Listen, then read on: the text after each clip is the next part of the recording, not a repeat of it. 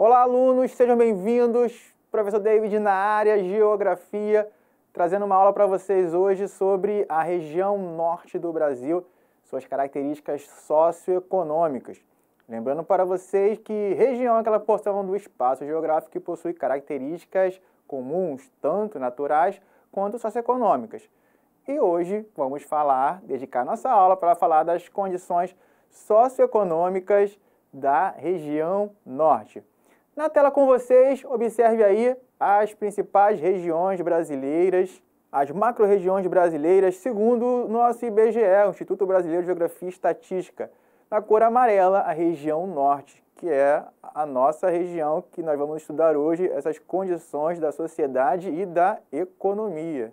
Na cor verde, a região nordeste, aquela região que possui as suas características comuns, culturais, econômicas, etc.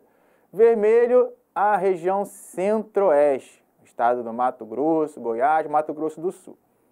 Região sudeste, que é a região onde eu estou gravando esta videoaula. Está na cor azul, azul escuro. E o azul clarinho, nós temos aí a região sul do Brasil, estado do Paraná, Rio Grande do Sul e Santa Catarina. Vamos começar a falar sobre a sociedade. Sociedade tem que falar de população. Só que vamos fazer um pouco diferente. Vamos falar sobre a população e a sua relação com a economia, para ficar uma aula mais integrada. Não é verdade? Para falar sobre população, temos que falar principalmente sobre as condições de vida dessa população da região norte. E para avaliar as condições de vida, nós temos indicadores sociais. Um deles é o IDH, o Índice de Desenvolvimento Humano, que é aquele índice que vai medir a qualidade de vida das populações, principalmente entre os países, avaliando a questão da longevidade, do nível de educação, entre outros aspectos como renda também, muito importante. E um outro indicador que vai ser um dos principais que nós utilizaremos aqui é o IDH-M, que é o Índice de Desenvolvimento Humano dos Municípios. No caso aqui, dos municípios do Brasil. Ele que vai trazer aí as condições de vida dessas populações em cada município brasileiro. Observa aí na sua tela o nosso segundo slide, o IDH das regiões do Brasil. Vamos fazer essa comparação? Em primeiro lugar está a região sudeste, 0,766. O que isso quer dizer, pessoal? Olha aqui para mim. O que isso quer dizer? Quer dizer que o IDH ele vai de 0, quanto mais próximo de 0 é o pior cenário, até 1. Mais próximo de 1 é o melhor cenário. Sendo que o IDH, quando ele vai de 0 a 4, por exemplo, no caso 0 a 0,4, esse IDH é um IDH fraco, que as condições de vida da população são ruins. Quando ele vai de 5 a 7, é um IDH médio, ok? Quando ele está acima de 8, é um IDH bom. Em primeiro lugar, a região sudeste. Em segundo lugar, está a região centro-oeste, com IDH de 0,7. Depois, em terceiro lugar, nós temos a região sul, 0,7, um pouquinho menos do que a região centro-oeste. E, em quarto lugar, a região norte, com 0,667. Em quinto lugar, em último, a região nordeste, perdão. O Brasil apresenta um IDH de 0,759, a média geral, considerando a população total de 207,6 milhões. O Brasil encontra-se na 79ª posição no ranking do IDH mundial, numa lista de 180 países. Então, o Brasil está lá numa posição intermediária. Vimos que a região norte, ela apresenta um IDH que não é um dos melhores, mas melhorou bastante. Era bem pior. Olha aí no slide na sua tela. Olha como é que era o IDH da região norte. Olha aí no slide. Nós temos aí um mapa temático, um mapa do Brasil. A região norte, eu circulei para vocês ali, ó. Tá vendo aquela linha preta? Bem acima aí da sua tela. É a linha que mais ou menos corresponde à região Norte, a questão do IDH-M lá nos anos 2000. Então isso quer dizer o quê? Que a cor vermelha, as cores mais escuras, são as cores que apresentam os IDHs mais fracos. Podemos observar que a região norte ela tem uma alta concentração dessa cor vermelha, certo? Neste período, a região norte era uma das piores regiões com relação ao IDH-M junto com a região nordeste. No nosso próximo slide, já no nosso segundo mapa, que corresponde ao ano de 2010, nós temos aí o IDH-M, que corresponde aos municípios, né? O IDH dos municípios. Podemos observar que no período de 10 anos houve uma melhora significativa do IDH-M em toda a região norte. Isso se deve principalmente às políticas de distribuição de renda e de fomento ao desenvolvimento econômico que ocorreu nesse período na região norte, mostrando que no período de 10 anos houve uma grande melhora e o prospecto para o futuro tende a ser melhor, assim esperamos. Pois bem, pessoal, agora vamos conhecer um pouquinho a região norte. Eu acho que a gente deve fixar um pouco na nossa cabeça quais são os estados, as capitais e as principais condições socioeconômicas. Vem comigo aqui. Agora estou aqui com vocês, vou apresentar os principais estados que compõem a região norte. Temos o estado do Amazonas, do Pará, são grandes estados, Amapá, Roraima, Acre, Rondônia, Tocantins e as suas respectivas capitais. Podemos observar que a região norte é a maior região do país em extensão territorial. Pegou direitinho? Mas afinal, é a maior em extensão territorial, mas será que populacionalmente também ela é respectivamente a maior? Eu acho que não. Vamos ver aqui nosso próximo mapa. Trocando aqui na hora para vocês. Nosso próximo mapinha aqui. Vamos ver aqui nosso mapinha do IBGE da distribuição da população no território brasileiro. Podemos observar aqui que os pontinhos vermelhos, onde há a maior concentração desses pontinhos, é onde há a maior concentração de pessoas, tá bom? Vamos então aqui circular a região norte para que a gente possa saber realmente o que a gente está falando. Ó, estado de Tocantins aqui, essa região é enorme, ela é maior em extensão territorial. E populacional, será? Acho que não, pessoal. Podemos observar aqui que a maior concentração de pessoas está no litoral, na costa litorânea, como nós podemos observar aqui, ó. Tem muito a ver com a história, a colonização, né, que se deu pelo litoral. A região norte ela passou a ser ocupada mais tarde, principalmente com a exploração da borracha, que surgiu através do látex, que é aquela matéria-prima que surge da seringueira, uma árvore que era muito abundante aqui na floresta amazônica, ainda é, tá? É uma das principais fontes de renda de grande parte da população. Mas há uma baixa densidade demográfica, a população não está mais distribuída. A densidade demográfica aqui da região norte, ela é de aproximadamente 4 pessoas por quilômetro quadrado. Para tu ver, é muito pouco, tem pouca gente para a grande área. Mas isso se explica também pelas condições naturais. Nós temos aqui a floresta amazônica, que é uma floresta densa, fechada, um pouco hostil para as pessoas, né, que não estão acostumadas com esse tipo de ambiente. Então, nós podemos observar que as manchas populacionais, elas se concentram nas cidades. Manaus, que é a capital do Amazonas, Belém, a capital do Pará, e Macapá. Podemos observar também que elas se concentram próximo aos rios, mostrando a relevância dos rios para essa população.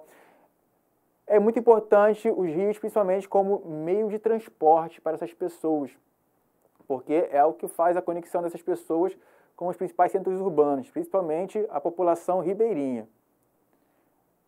Outra coisa importante é a composição da população. A população da região Nordeste ela é formada basicamente por descendentes de indígenas e portugueses, porém, houve migração de outras regiões, como a região Nordeste, a região Sudeste e a região Sul para a região Norte. Por exemplo, aqui no Pará, nós tivemos migração de nordestinos, Pará e Manaus. No Sudeste, muitas pessoas foram para o Acre, assim como no Sul também. Pessoas que foram para Rondônia. Isso sempre buscando melhores condições de vida. E grande parte dessas pessoas da região Norte, elas trabalham em atividades, principalmente no setor primário da economia, extrativismo mineral e vegetal. Se destaca aqui no Pará, por exemplo, o extrativismo vegetal. Nós temos aqui a extração da castanha do Pará, em toda essa área da floresta amazônica, a extração do açaí e do babaçu. Babaçu é um tipo de palmeira que serve de matéria-prima para várias coisas, produção de óleos, alimentos. Dizem que tudo no babaçu se aproveita, inclusive as folhas, as fibras, para fazer rede, fazer um monte de produtos. Inclusive para fazer combustíveis biodegradáveis. Já há estudos já revelando que o babaçu ele é muito importante. Pois bem, outra questão importante também é o extrativismo mineral. Aqui no Pará, no estado do Pará, nós temos a grande exploração de manganês e ferro, que são produtos de exportação. Algumas pessoas também trabalham na indústria. Existe também uma industrialização não muito intensa na região norte, mas até relevante, que ocorreu com a construção da Zona Franca de Manaus, que é uma área em que há total isenção de vários impostos para que as indústrias possam lá se instalar. E isso corresponde a 3% da indústria nacional. Isso segundo o levantamento da última pesquisa do IBGE. Além disso, também existe a pecuária e semente de corte. Nós temos um dos maiores rebanhos de búfalos que se encontra aqui na ilha de Marajó. E a pecuária, de modo geral, na região norte, ela é praticada na maneira extensiva, que é aquela que não exige muitas técnicas avançadas, muita ciência aplicada, e mais assim grandes áreas, grandes pastagens abertas, para que o gado fique solto ali e vá se alimentando e se reproduzindo. Existe também a questão da agricultura. De modo geral, a agricultura na região norte, ela está baseada numa agricultura de subsistência. As pessoas plantam para o seu próprio sustento, não quer dizer que não hajam em pequenas porções agriculturas, como por exemplo a produção de monoculturas. Isso vem ocorrendo principalmente com a expansão da soja, que vem subindo aqui em direção ao norte, da centro-oeste para o norte, e que vem causando grande desmatamento na floresta amazônica, que é o avanço do agronegócio para a exportação aqui na floresta amazônica. Eu falei com vocês sobre a importância dos rios da região norte, principalmente para o transporte, porque grande parte da população não tem acesso a outras formas de meios de transporte, como o rodoviário e o ferroviário. E isso a gente pode ver aqui no nosso próximo mapa. Olha aqui comigo. Nós temos aqui o transporte hidroviário, que está representado aqui por essas linhas mais largas. O transporte rodoviário são essas linhas vermelhinhas, olha só. As linhas vermelhinhas são o transporte rodoviário e o ferroviário, olha só, as linhas pretas com os tracinhos. Podemos observar que esse tipo de transporte rodoviário e ferroviário, eles predominam principalmente aqui na região sudeste, sul e nordeste. Na norte, não. Tem poucos, olha só, poucas rodovias e ferrovias praticamente inexistentes, né? Um pouco aqui no Acre, no Pará. E as hidrovias são as principais. Isso revela também uma outra característica da população da região norte, que é as condições sociais que eles vivem. De modo geral, grande parte da população não tem acesso a saneamento básico, pois essa dificuldade dos transportes acaba isolando muitas pessoas, principalmente a população ribeirinha, aquela população que vive, de modo geral, nas áreas rurais, à beira dos rios, e a sua única conexão com outra parte, né, do espaço urbano, por exemplo, se dá através do transporte hidroviário. Observe aí no slide, na tela com vocês, a população ribeirinha. Podemos observar aí o papel das hidrovias no transporte da população ribeirinha. Não só a população ribeirinha, cabe salientar que na região norte é a principal região que ainda existem muitas comunidades indígenas, muitas ainda isoladas, porém outras nem tanto.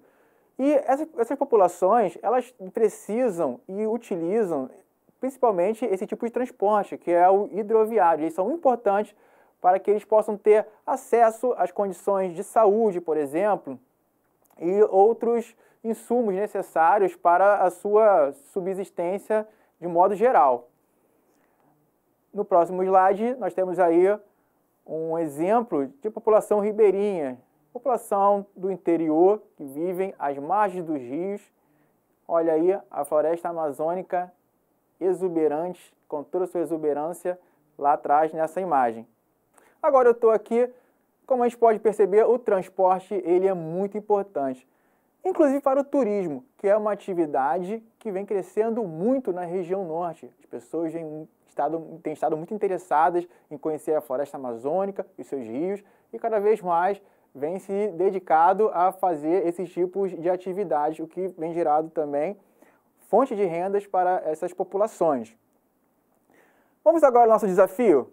Aí na sua tela. Qual das alternativas abaixo representa um problema citado nesta videoaula e que atinge grande parte da população da região norte? Alternativa A, falta de saneamento básico. Alternativa B, inchaço urbano. Alternativa C, deslizamento de encostas. E aí? Reloginho na tela.